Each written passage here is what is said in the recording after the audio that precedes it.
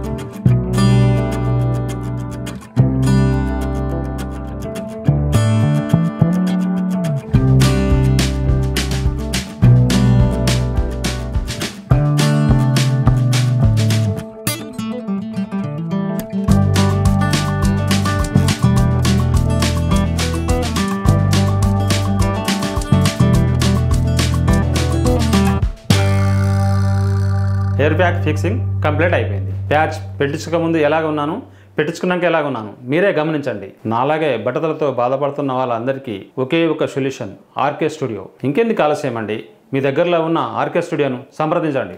మరిన్ని వివరాల కోసం కింద కనపడుతున్న నెంబర్లకి కాల్ చేయండి. ఈ వీడియో మీకు నచ్చినట్టయితే లైక్ చేయండి, షేర్ చేయండి.